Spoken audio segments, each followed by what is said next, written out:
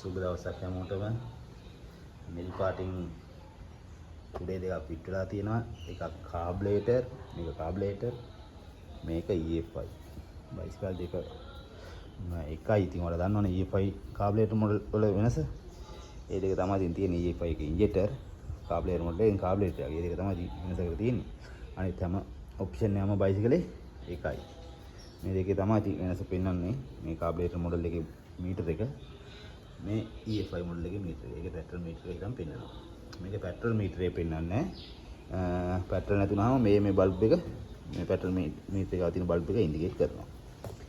ඒකෙන් ඉතින් හොයාගන්න පුළුවන් තෙල් නැද්ද තියනවද කියලා.